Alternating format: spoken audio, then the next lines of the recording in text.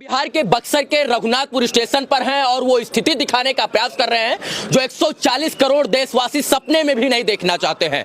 हम इस देश में सपना देखते हैं बुलेट ट्रेन का, लेकिन एक्सप्रेस ट्रेनों की स्थिति एक बार देख लीजिए। ये बक्सर का रघुनाथपुर है और नॉर्थ ईस्ट एक्सप्रेस जो है जिस प्रकार से पटरी से उतरी है और पलटी मार गई, उसको देखकर आप ये अनुमान लगा सकते हैं कि स्थिति रात में क्या भयावह उत्पन्न हुई होगी। 9:35 पर यह ट्रेन हादसे का शिकार हो जाती है और इसमें से देख सकते हैं कि कितने जो बोगी हैं, जितने इसके डिब्बे हैं, सारे के सारे डिरेल हो चुके हैं। 1 2 3 4 5 6 7 8 9 10 11 12 13 14 15 डिब्बे पीछे के जो एसी कोचेस थे वो पूरी तरीके से यहाँ से उतरकर खेत में जाकर गिर गए हैं और इसमें रहने वाले, इसमें यात्रा करने वाले तमाम जो महिला, पुरुष, युवा, नौजवान और बच्चे थे, उनकी जब करा बक्सर के लोगों ने सुनी होगी तो शायद से उनके शरीर के ऊपर क्या गुजरी होगी उसका अनुमान शायद से आप लगा सकते हैं।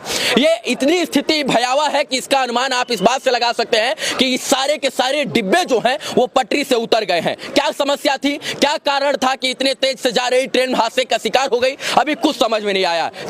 4 महीने के अंदर ये दूसरा सबसे बड़ा रेल हादसा है। इससे पहले बालासोर रेल हादसे ने पूरे देशवासियों की रूह को हिला कर रख दिया था और सबकी नींद उड़ा कर रख दिया था। आज बिहार के बक्सर के रघुनाथपुर में यह हादसा जो है ये सोचने का विषय है, गंभीर विषय है कि आखिर ऐसे हादसे क्यों हो जा रहे हैं। हम टेक्नोलॉजी की बात करते हैं, हम 21वीं सदी के आधुनिक भारत की बात करते हैं, हम जो है विश्व गुरु बनने का सपना देखते हैं, हम बुलेट ट्रेन चलने का सपना देखते हैं, हम हाई स्पीड रेल का सपना देखते हैं और इसके बाद एक्सप्रेस ट्रेनें इस तरीके से और पैसेंजर ट्रेनें इस प्रकार से जो है पटरी से उतर जाती हैं। ये कहीं ना कहीं गंभीर विषय है और इंडियन रेलवे को सोचना पड़ेगा। आज सवाल कई हैं, उन सवालों को सोचना है और बताना, उनका जवाब देना है कि ऐसे हादसे क्यों हो जाते हैं। बालासोर ट्रेन हादसा अभी ढंग से उभरा ही नहीं था, 300-400 लोगों की इसमें मृत्यु हो गई थी कि इस रेल हादसे ने पूरे देश की जो है रोटे खड़े करके और पूरे देश को झकझोर कर रख दिया है।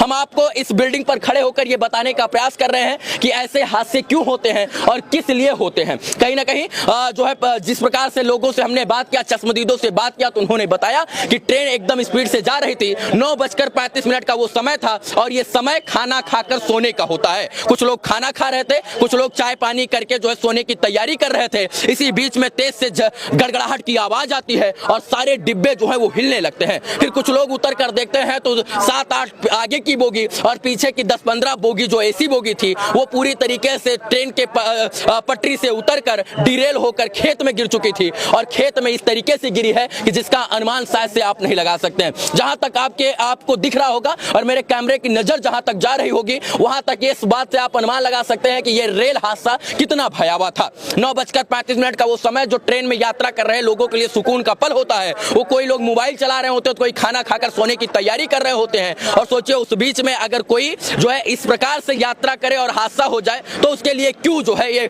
सवाल हो जाता है। क्यों हुआ, कैसे हुआ, इन तमाम सवालों का जवाब मिलना अभी बाकी है। लेकिन इस वक्त रघुनाथपुर स्टेशन पर जो है बचाव दल काम कर रहा है। जब बक्सर के लोगों को और रघुनाथपुर के लोगों को इस हादसे के बारे में पता चला तो अपने घर से चाय, पकौड़ा, ब्रेड, इसके बाद तकिया, तौलिया लेकर बचाने का कार्य प्रशासन से पहले से शुरू कर दिए। यहाँ पर देखिए अभी एक जो है एक हाइड्रा आया है और ये डिरेल बोगियों को जो है साइड में करने का प्रयास कर रहा है। पूरी तरीके से ट्रेन जो है इस रूट पर चलने वाली सभी ट्रेनों को स्थगित किया गया है। आवागमन पूरी तरीके से ठप है और एक भारतीय इंसान एसी बोगी में इसलिए सफर करता है क्योंकि उसको लगता है कि हम सुरक्षित रेल यात्रा कर रहे हैं, एसी में रहेंगे तो हम बेहद सुरक्षित रहेंगे और हद से ज्यादा सुरक्षित रहेंगे। लेकिन एसी बोगी का क्या हाल हुआ है ये आप देख सकते हैं।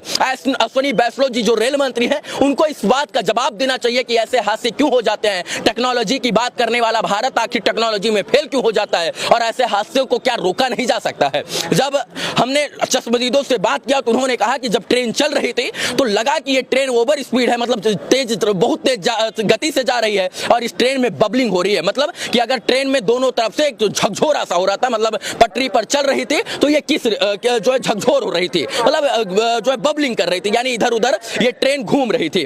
तो इस बीच में ये हादसा हुआ और इसके बाद लोगों की माने तो उस वक्त का जो मंजर था वो भयावह था। 9:35 का वो समय 10 बजे तक लोगों को पूरी तरीके से, पूरे बिहार के लोगों को यह जानकारी मिल गई और तमाम लोग संवेदना व्यक्त करने लगे। लेकिन जो बक्सर के सच में इंसान थे वो यहाँ पर आकर मदद किए। इधर से उधर आप जाकर देख सकते हैं कि कितना बड़ा हादसा है, लेकिन इधर से इधर आप जाकर हादसे को नहीं देख सकते हैं क्योंकि प्रशासन ने पूरी तरीके से बैरिकेटिंग करके जो है पत्रकारों के जाने पर मनाही कर दी है क्योंकि आप उधर नहीं जा सकते हैं। बाकी ये बोगियां आपको बता रही होंगी कि ये आधुनिक भारत नहीं बल्कि एक पिछड़े भारत की मिसाल है और इसको जरूर से जरूर सुधारना होगा, क्योंकि बालासोर से और बक्सर से हम सबक नहीं लेंगे तो आने वाले समय में जो है ह्यूमन एरर जिसको हम बोलते हैं कि जो है मानव गलती की वजह से ऐसे बहुत हादसे हो सकते हैं। दूसरी बात यह है कि अश्विनी वैष्णव जी क्या इस मामले को लेकर जो है इस्तीफा देंगे, अगर इस्तीफा देंगे तो कब देंगे, और अगर ये इस्तीफा नहीं देते हैं, इससे इस्तीफा नहीं देते तो ये सवाल है कि भैया ये लोग सत्ता के भूखे हैं ना कि जो है लोगों के मरने और जीने से इनको फर्क पड़ता है।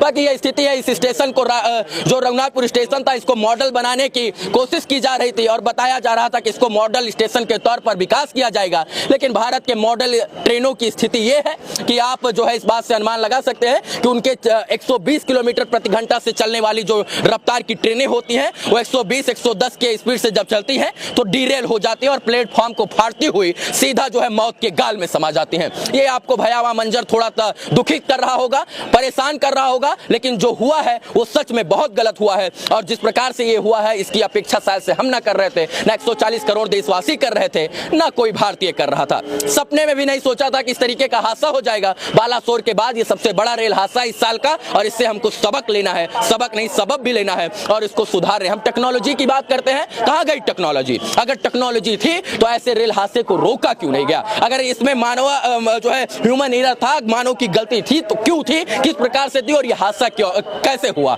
आगे क्या ऐसे हादसे नहीं होंगे और अगर होंगे तो कैसे रोक लगाया जाएगा, ये सवाल है। बुलेट ट्रेन का सपना छोड़ दीजिए, क्योंकि भारतीय रेल अपने एक्सप्रेस ट्रेन और पैसेंजर ट्रेन को भी ढंग से स्वचालित और संचालित नहीं कर सकता है, क्योंकि इस प्रकार की पटरियां जो हैं वो इन ट्रेनों की गति को, क्षमता को सह ही नहीं सकती हैं। बाकी आपको इस वीडियो को दिखाने का प्रयास इसलिए कर रहे थे कि भैया अगर आप ट्रेन में यात्रा कर रहे हैं तो सोच लीजिए कि हम सुरक्षित नहीं हैं और टर्म लाइफ इंश्योरेंस अपने बीबी बच्चा परिवार के लिए 1-2 करोड़ रुपए का करवा लीजिए, क्योंकि आप इंडियन रेलवे में सफर करते हैं। मुस्कुराइए, हम इस वक्त बक्सर में हैं। बहुत बहुत धन्यवाद इस वीडियो को देखने के लिए। जय हिंद।